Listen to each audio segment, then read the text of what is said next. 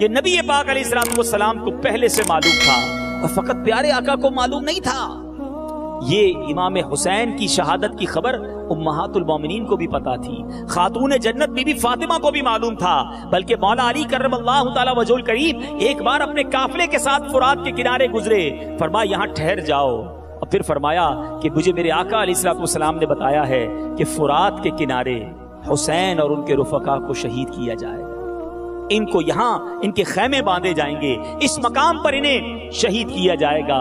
میرے میٹھے اسلامی بھائیوں، سوال یہ ہے کہ جن بچوں سے اتنا پیار ہے، جنہیں جنتی نوجوانوں کا سردار کہا گیا، جس امام حسین پر اپنا بیٹا قربان کر دیا گیا، ان کی شہادت کی خبر بچپن سے موجود ہے، کبھی تو نبی پاک علیہ السلام نے اللہ کی بارگاہ میں دعا کی ہو کہ مولا میرا حسین کربلا کے میدان میں یوں شہید نہ کیا جائے، کرم کر یہ مشکل دور کر دے۔ پیارے آقا دعا کرتے تو کیسے قبول نہ ہوتی؟ چلے نبی پاک نے دعا نہیں کی، کبھی تو بی بی فاطمہ حاضر ہوتی کہ یا رسول اللہ صلی اللہ تعالی علیہ وسلم، حسین سے آپ کو بڑا پیار ہے، حضور آپ دعا کر دیں کہ یہ جو امتحان آنے والا ہے، جو اس کو اس طرح شہید کیا جائے گا، یہ شہادت نہ ہو۔ کبھی مولا علی حاضر ہو جاتے نبی پاک علیہ السلام کے دربار میں۔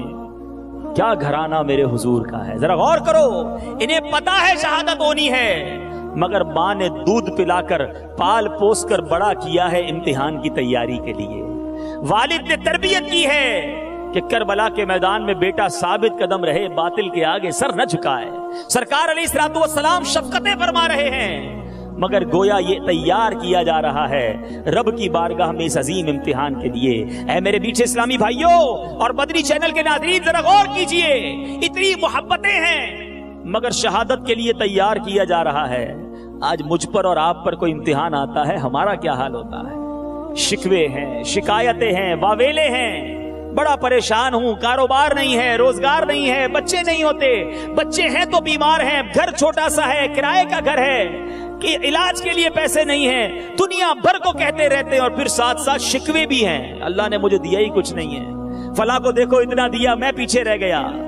ارے ایک طرف وہ خاندان دیکھو جو جیسی نعمتیں چاہتا ویسی اپنا سکتا تھا، زندگی بھر غربت اور فقر کی زندگی گزاری، اور جوان بیٹے کو شہید ہونے کے لیے تیار کیا، نہ ماتھے پر شکن ہے، نہ لب پر شکوہ ہے۔ شاعر لکھتا ہے نا، زباں پر شکوے رنجو علم لایا نہیں کرتے، زباں پر شکوے رنجو علم لایا نہیں کرتے، نبی کے نام لیوا غم سے گھبرایا نہیں کرتے۔ اے پنجتن پاک کے غلاموں، اے اہل بیت کی غلامی کا دم بھرنے والوں، آپ دنیا میں جس بھی پریشانی میں ہیں، اللہ کی رضا پر راضی ہونا سیکھیے، اور کربلا کا یہ میدان مجھے اور آپ کو صبر کی تلقین کرتا ہے، مجھے اور آپ کو اللہ کی رضا پر راضی رہنے کی تلقین کرتا ہے۔ کسی امتحان، کسی مصیبت میں اگر گرفتار ہو جائیں تو اس پر ثابت قدم رہنے کی تلقین کرتا ہے۔ اور امام حسین کا یہ عظیم واقعہ ہمیں بہت کچھ سکھاتا ہے میٹھے اسلامی بھائیوں، ذرا غور کیجئے، امام حسین نے یزید کی بیعت کیوں نہیں کی؟ یہ کیوں کربلا کا واقعہ ہوا؟ آپ بیعت کر لیتے، سارا مسئلہ حل ہو جاتا، آپ سکون سے رہتے، بڑے اچھی زندگی گزرتی، وظیفہ بھی ملتا، مدینے منورہ میں ہی رہتے۔ یہ سب کچھ کیوں ہوا؟ امام حسین یہ جانتے تھے کہ اگر میں نے یزید کی بیعت کر لی، اس شرابی، اس فاسق، اس بدکار، اس بے حیائی کا رواج دینے والے کی بیعت کر لی، تو آگے میرے نانا کے دین کا نقشہ ہی بدل جائے گا، جس کو جب موقع ملے گا کسی بے حیا، کسی بدکار اور کسی فاسق کے ساتھ ہو جائے گا، اس کا فالوور بن جائے گا، اس کی بات ماننے بن جائے گا، اس کو اپنا امیر مان لے گا، اور مثال یہ دے گا کہ امام حسین نے بھی تو ایسا کیا تھا۔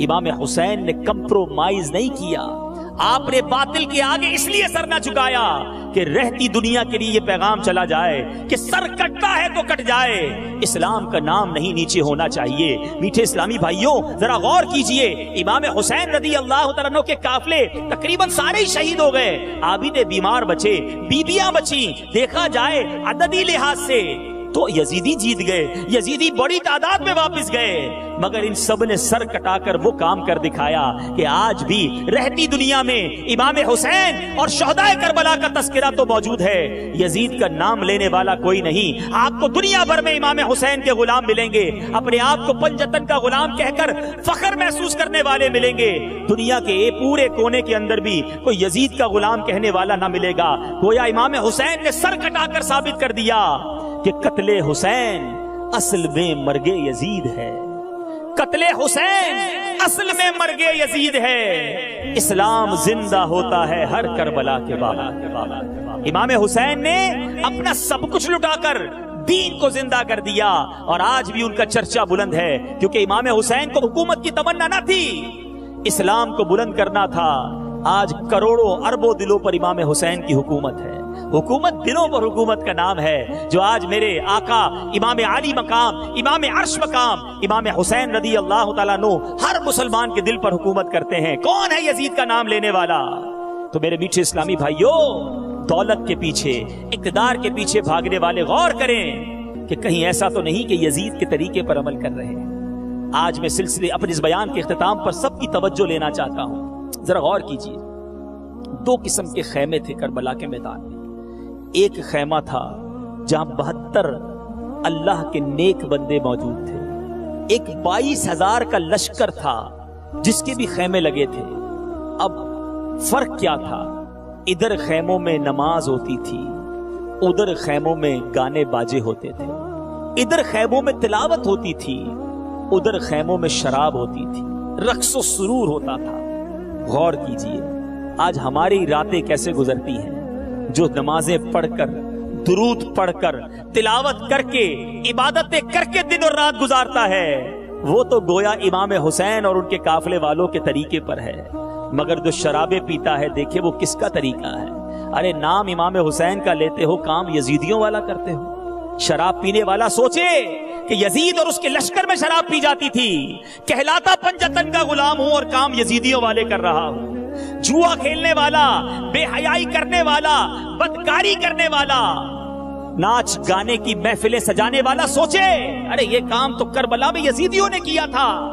یہ کربلا کا میدان مجھے اور آپ کو یہ پیغام دے رہا ہے کہ اے پنجتن پاک کے غلام کہلانے والوں، امام حسین کربلا کے میدان میں تلواروں کے سائے میں نماز پڑھتے، آپ کے خیموں کی بیبیاں، پردہ دار بیبیاں بھی نماز پڑھ رہی تھیں، حالانکہ ان کے سامنے بچے شہید ہو رہے تھے، مگر آج وہ تلواروں کے سائے میں نماز پڑھیں اور ہم پنکھوں کے نیچے نماز نہ پڑھیں، ہم قالین مسجدوں میں بچھے ہوں نماز نہ پڑھیں، مؤذن بلائے حی علی الفلاح حی علی الصلاح اور پنجتن پاک کا غلام کہلانے والا نماز میں مسجد کو نہ آئے۔ فجر اس لیے چلی جاتی ہے کہ رات کو تھک جاتا ہوں، ظہر اور عصر اور مغرب کاروبار میں ہوتا ہوں، نوکری پر ہوتا ہوں، اس لیے قضا ہو جاتی ہے، عشاء میں گھر آتا ہوں تو طبیعت ٹھیک نہیں ہوتی، گھبرایا ہوا تھکا ماندہ ہوتا ہوں، اس لیے عشاء چلی جاتی ہے۔ اے بتاؤ میرے میٹھے اسلامی بھائیوں، اگر میری اور آپ کی ملاقات محشر کے دن امام حسین سے ہو گئی، اور ہماری تمنا ہے کہ اہل بیت اطہار کا ہمیں محشر میں دیدار نصیب ہو، ان کے ساتھ ہی تو جنت میں جانا ہے، لیکن اگر امام حسین نے ہم سے پوچھ لیا کہ بتاؤ ہم اور ہمارے قافلے والے تو کربلا میں تلواروں کے سائے میں بھی نماز پڑھتے رہے اور تم زندگی میں نمازیں قضا کرتے رہے، کیا جواب دو گے؟ امام حسین نے اگر ایک سوال کر لیا کہ ہم نے نانا کے دین کو سر بلند کرنے کے لیے اپنا سر کٹا دیا، تم نے دانا کے دین کی سر بلندی کے لیے کیا کیا؟ ہے کوئی جواب؟ ہم میں کئی تو ایسے ہوں گے جو دین کا نام بلند کرنا تو دور کی بات ہے، ہماری وجہ سے اسلام کا نام برباد ہوتا ہے۔ مسلمان جھوٹ بولنے والا نہیں ہوتا، مگر آج مسلمان جھوٹ بول کر اسلام کو بدنام کر رہا ہے۔ مسلمان ملاوٹ کرنے والا نہیں ہوتا، ملاوٹ کرنے والا سوچے کہ آج تمہاری ملاوٹ کی وجہ سے لوگ مسلمانوں کو برا بھلا کہہ رہے ہیں کہ یہ ہوتے ہیں مسلمان جو دوائیوں میں ملاوٹ، کھانے میں ملاوٹ، ارے ایسی ایسی خبریں آتی ہیں کہ رونگٹے کھڑے ہو جاتے ہیں۔ خون جو لگایا جاتا ہے مریض کو، اس خون میں ملاوٹ کی جا رہی ہے، ان کو مرنا نہیں ہے۔ ان ملاوٹ کرنے والوں کو اللہ کی بارگاہ میں جواب نہیں دینا۔ اے کربلا والوں کے غلام کہلانے والوں، امام حسین کو کیا منہ دکھاؤ گے کہ میں نے دین کا کام تو کوئی نہیں کیا، جھوٹ بول کر، وعدہ خلافی کر کے، بے حیائی کر کے، بدکاری کر کے، چوریاں کر کے، ڈاکے مار کے، اغوا کر کے، مسلمانوں کو تکلیفیں پہنچا کے، لڑائی جھگڑے کر کے، زمینوں پہ قبضہ کر کے میں نے دین کو بدنام کیا ہے، میں نے اسلام کو بدنام کیا ہے، میں نے مسلمانوں کے نام کو پامال کیا ہے۔ بتاؤ کیا منہ دکھاؤ گے کربلا والوں کو؟ کیا ان کی بارگاہ میں حاضری نہیں دینی؟ کیا ان کے بغیر بھی بخشش ہو سکتی ہے؟ کیا ان سے دور رہ کر قیامت کے دن بچ پاؤ گے؟ ایسے کام کر لیجئے میٹھے اسلامی بھائیوں کہ جب کل اہل بیت اطہار سے ملاقات ہو تو منہ دکھانے والا ہو، کچھ کر کے گیا ہو۔ امام حسین کو تلاوت کا شوق کیسا تھا؟ آپ کے بارے میں آتا ہے کہ آپ کا جب وصال ہوا، آپ کے سر اقدس کو جب نیزے پر اٹھایا گیا تو امام حسین کا سر اقدس جو ہے وہ نیزے پر بھی تلاوت قرآن کر رہا تھا۔ عبادت ہو تو ایسی ہو، تلاوت ہو تو ایسی ہو، عبادت ہو تو ایسی ہو، تلاوت ہو تو ایسی ہو۔ سر شبیر تو نیزے پہ بھی قرآن سناتا ہے، وہ نیزے پر قرآن پڑھیں، ہم پورا سال قرآن نہ پڑھیں۔ پوچھیے اپنے آپ سے یہ غلامی سچی ہے؟ اب تو کہتے ہیں ہم نیاز بناتے ہیں امام حسین کی، بڑی اچھی بات ہے، بالکل نیاز بنانی چاہیے، کھچڑا بنائے بڑی اچھی بات ہے، مگر ستم ظریفی تو دیکھیں کہ کھچڑا بنانے والا بھی رات بھر گوٹا لگاتا ہے اور ساتھ گانے بج رہے ہوتے ہیں۔ امام حسین کی نیاز ہے اور یزیدی طریقہ چل رہا ہے، استغفر اللہ۔ نیاز کھچڑا بنانے والے کتنے ہیں جو فجر کی نماز اس رات کو پڑھتے ہیں؟ ساری رات کھچڑا بنایا، نہ عشاء پڑھی نہ فجر پڑھی۔ یہ کون سی غلامی امام حسین کی؟ ارے نیازی ہم ضرور ہیں مگر اس سے پہلے نمازی بنیے۔ ہم نمازی ہوں گے تو نیاز کا مزہ بھی کچھ اور ہوگا۔ تو خدا را کربلا کے میدان سے یہ پیغام قبول کیجئے کہ تلاوت کرنا، نمازیں پڑھنا، اللہ کے دین کی سربلندی کے کام کرنا یہ حسینی طریقہ ہے۔ شراب پینا، بے حیائی کرنا، میوزک اور گانے باجے بجانا، اللہ والوں کو ناراض کرنا اور تکلیف پہنچانا، مسلمانوں کی دل آزاریاں کرنا، یہ یزیدی لوگوں کا طریقہ ہے۔ طے آپ نے کرنا ہے، فیصلہ آپ نے کرنا ہے کہ زندگی حسینی طریقے پر گزارنی ہے یا زندگی یزیدی طریقے پر گزارنی ہے، کیونکہ ہم میں سے کوئی بھی یہ نہیں چاہے گا کہ قیامت کے دن میرا ساتھ یزید کے ساتھ ہو۔ ہم سب چاہتے ہیں کہ بروز محشر جب اللہ رب العزت کے کرم سے اٹھیں تو امام حسین کے قافلے کے ساتھ اٹھیں، کربلا والوں کے غلاموں میں اٹھیں، آل رسول کے غلام بن جائیں۔ ارے ہم تو سجدے میں یہ شعر پڑھ کر جھوم کر پڑھتے ہیں کہ اے اللہ دو جہاں میں خادم آل رسول اللہ کر، دو جہاں میں خادم آل رسول اللہ کر، حضرت آل رسول مقتدا کے واسطے۔ ارے میں تو پنجتن کی غلامی کی تمنا زندگی میں بھی کرتا رہا اور مرنے کے بعد بھی تمنا یہی ہے کہ اللہ محشر میں بھی اور جنت میں بھی سرکار کا خادم، سرکار کی آل کا خادم اور نوکر بنا لینا، کیونکہ اس گھرانے کا جب سے میں نوکر ہوا، اس گھرانے کا جب سے میں نوکر ہوا، سب سے اچھی میری نوکری ہو گئی۔ اللہ یہ نوکری عطا کر دے، پھر کچھ اور نہیں چاہیے، لیکن یہ نوکری لینے کے لیے، ان کی رضا لینے کے لیے کچھ کام بھی تو ایسے کرنے ہوں گے۔ جس آقا علیہ الصلوۃ والسلام کا کلمہ پڑھا ہے ان کے پاس تو سب کچھ تھا، پھر بھی غربت کی زندگی ہے، پھر بھی فقر کی زندگی ہے، پھر بھی سادہ زندگی ہے۔ سیرت نگاروں نے لکھا کہ نبی پاک صلی اللہ تعالی علیہ وسلم کے کاشانہ اقدس میں، یعنی میرے آقا کے گھر میں بعض اوقات کئی دن گزر جاتے، دھواں نہیں اٹھتا تھا۔ اس کا مطلب یہ تھا کہ چولہا نہیں جلتا تھا۔ تو کیا کھاتے تھے اگر چولہا نہیں جلتا تھا؟ تو کھجور پر گزارا ہے، پانی پر گزارا ہے، کئی دن پکتا نہیں تھا۔ آج دوپہر کا کھانا گھر والے رات کو کھلا دیں تو منہ بن جاتا ہے، رات کا بچا ہوا دن میں کوئی گرم کر کے کھلا دے تو منہ بن جاتا ہے کہ یہ کیا ہوا، تازہ کھانا کیوں نہیں بنا، ہمارے پاس یہ نعمت کیوں نہیں ہے۔ اے میرے میٹھے اسلامی بھائیوں، میرے آقا کے مبارک گھر کی سیرت بتا رہا ہوں، نبی پاک کے گھر کے اندرونی حالات آپ کو بتا رہا ہوں کہ میرے آقا علیہ الصلوۃ والسلام کونین کے والی ہیں مگر ایسی سادہ زندگی ہے۔ اچھا علماء نے اس پر بھی بحث کی کہ اس کے پیچھے راز کیا ہے۔ نبی پاک علیہ الصلوۃ والسلام نے کیوں بادشاہوں والی زندگی نہیں گزاری؟ آقا چاہتے تو بڑی شاندار، جس کو آپ کہیں مہنگے لباس، مہنگی خوشبوئیں اور زبردست سواریاں ہوتی، کیوں نہیں گزارا یہ سب کچھ؟ علماء کہتے ہیں اس کے پیچھے بھی امت سے محبت موجود ہے، امت سے پیار ہے۔ اچھا امت سے پیار کیوں ہے؟ بہت سارے ایسے اسلامی بھائی ہوں گے جو غریب ہوں گے، تو میرے آقا علیہ الصلوۃ والسلام کی امت میں امیر بھی ہیں، غریب بھی ہیں، اور غریبوں کی تعداد زیادہ ہے۔ ذرا غور کیجئے، اگر نبی پاک علیہ الصلوۃ والسلام کی سنت یہ ہوتی کہ میرے آقا ہرن کا گوشت کھاتے تھے، میرے آقا فقط جو ہے وہ گوشت ہی تناول فرماتے تھے، مہنگی مہنگی خوشبوئیں لگاتے تھے، بڑی قیمتی پوشاک، بڑا قیمتی لباس پہنتے تھے، سرور کائنات علیہ الصلوۃ والسلام کی سواریاں بڑی مہنگی مہنگی ہوتی تھیں۔ تو بتاؤ ایک غریب امتی سنت پر عمل کیسے کرتا ہے؟ غریب امتی آقا کی سنت پر عمل کیسے کرتا؟ میرے آقا کا امت سے پیار دیکھو، نبی پاک نے فقر و فاقہ کی، سادہ زندگی گزاری کہ ہر غریب امتی آسانی کے ساتھ سنت پر عمل کر لے۔ فاقہ کرنا تو سب کے لیے آسان ہے نا، سادہ لباس پہننا تو سب کے لیے آسان ہے نا، جو کی روٹی کھانا، کھجور کھانا، کدو شریف کھانا اور سادہ سادہ غذائیں کھانا، غریبوں والے کپڑے پہننا، یہ تو سب کے لیے آسان ہے۔ نبی پاک نے اپنی زندگی ایسی گزاری کہ میرا غریب امتی بھی سنت پر عمل کر لے، امیر امتی ہے تو سادگی اختیار کر کے وہ بھی سنت پر عمل کر لے۔ اب آئیے، یہ تو ہو گیا نبی پاک صلی اللہ تعالی علیہ وسلم کا اپنا انداز۔ اچھا، انسان خود بعض اوقات اپنے اوپر تو کچھ مشقت، کچھ جس کو آپ کہیں نا بوجھ اٹھا لیتا ہے، لیکن اپنے بچوں کے لیے بڑا لاڈ پیار ہوتا ہے، اپنے بچوں کی تربیت اور اپنے بچوں کو تکلیف میں نہیں دیکھنا چاہتا۔ آج بھی لوگ کہتے ہیں میں بچوں کے لیے کام کرتا ہوں، ڈبل ڈیوٹی کرتا ہے والد، کسی طرح بچوں کو سکھ مل جائے۔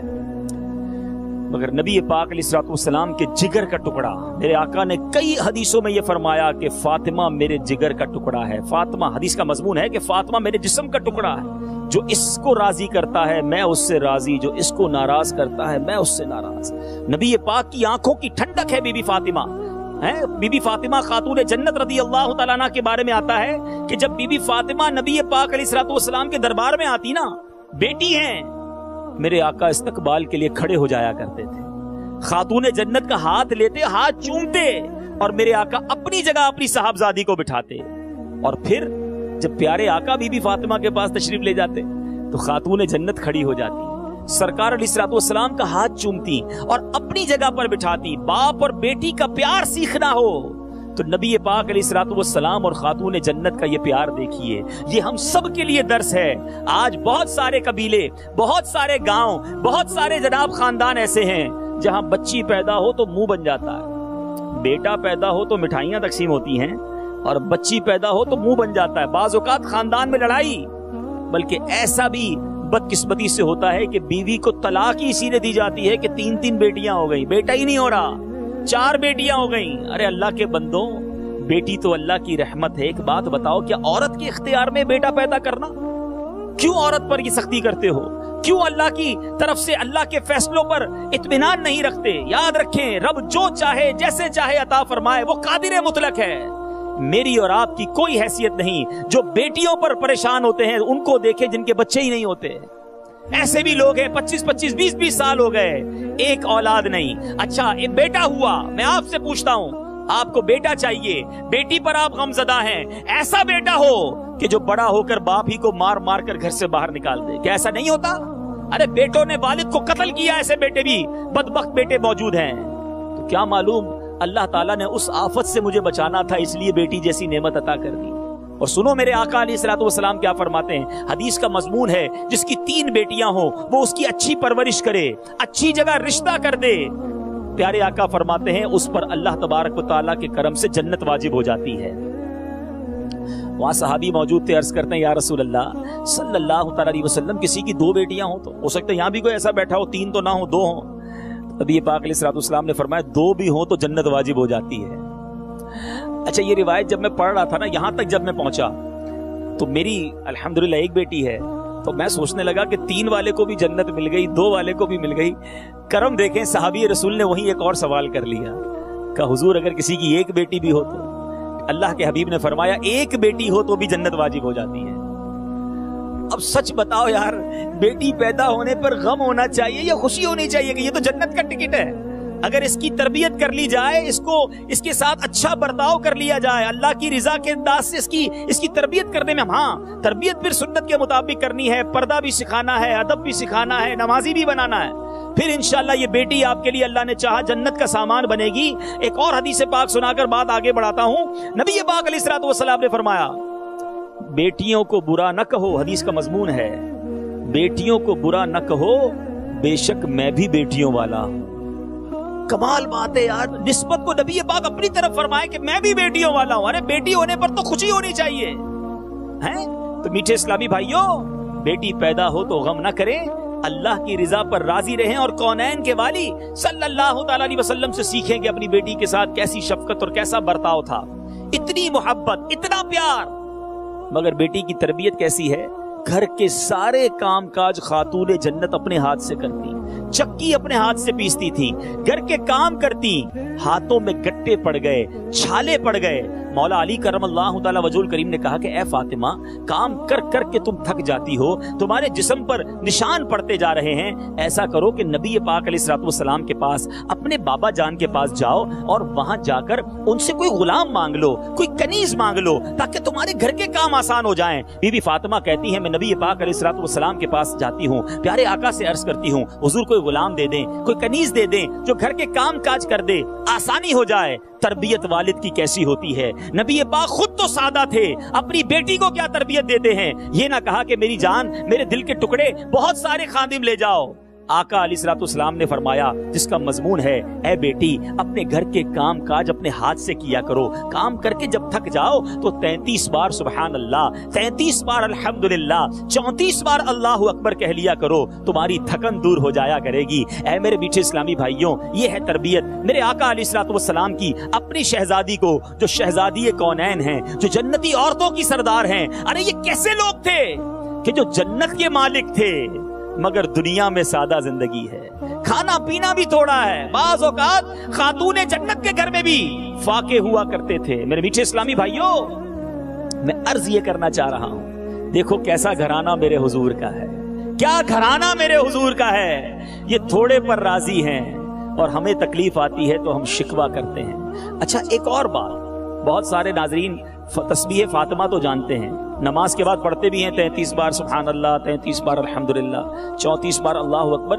یہ تسبیح فاطمہ کہیں تو جاتی ہے، کیوں کہیں جاتی ہے؟ یہ آج آپ نے سنا کہ یہ وہ واقعہ تھا جس پر پیارے آقا نے تسبیح بی بی فاطمہ کو عطا فرمائی۔ علماء بڑی پیاری بات لکھتے ہیں، ہو سکتا ہے بہت سارے کسان یہاں میرے سامنے بیٹھے ہوں، یا بدری چینل کے ناظرین سنیں، مزدور سنیں جو تھک جاتے ہو کام کاج کر کے۔ آقا علیہ الصلوۃ والسلام فرماتے ہیں، جب یہ حدیث، یہ جو ہم نے تسبیح سنی، اس سے علماء بتاتے ہیں کہ اگر کوئی ایسا بندہ ہو جو کام کاج کر کے تھک جاتا ہو، تسبیح فاطمہ پڑھ لیا کرے، اس کی تھکن دور ہو جایا کرے گی۔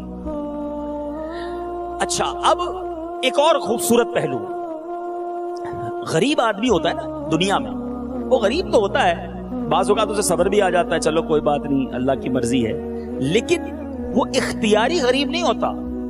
اگر اس کو تھوڑا سا موقع مل جائے امیر بننے کا تو فوراً بن جائے گا، تو دعا بھی کرتا ہوگا یا اللہ مال میں برکت دے دے، میرا گھر بھی بڑا ہو جائے، مجھے بھی پیسے مل جائیں۔ یعنی میری اور آپ کی اگر غربت ہے تو وہ غیر اختیاری ہے، ہمارے اختیار میں نہیں تھا، ہم غریب ہو گئے تو ہم غریب ہو گئے۔ ادھر اختیاری غربت ہے، ذرا سمجھیے گا بات کو، چاہیں تو سب کچھ حاصل کر لیں۔ ارے میرے آقا کو چھوڑیے، آقا کے غلاموں کی بات کیا ہے؟ شاعر لکھتا ہے نا، چاہیں تو اشاروں سے اپنے کایا ہی پلٹ دیں دنیا کی، چاہے تو اشاروں سے اپنے کایا ہی پلٹ دیں دنیا کی۔ یہ شان ہے ان کے غلاموں کی، سرکار کا عالم کیا ہوگا۔ تو سرکار کے غلام دنیا کی کایا پلٹ دیں تو آقا کا عالم کیا ہوگا۔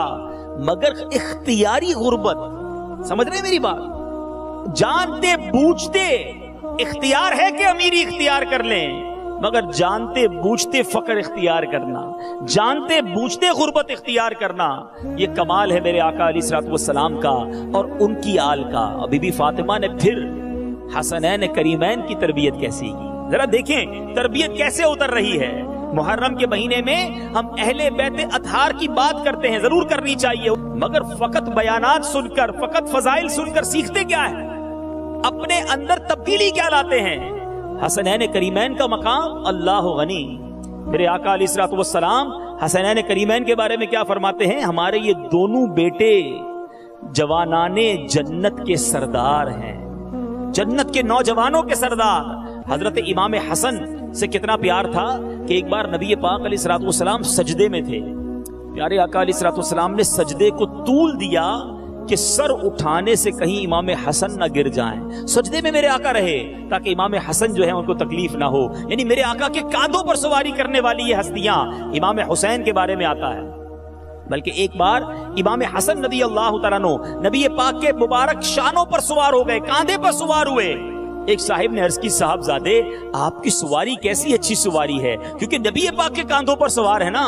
میرے آقا فرماتے ہیں سوار بھی کتنا اچھا ہے، امام حسن سے پیار کتنا۔ اور امام حسین کی اگر بات کریں، نبی پاک علیہ الصلوۃ والسلام کیا خوبصورت فرماتے ہیں امام حسین کے بارے میں۔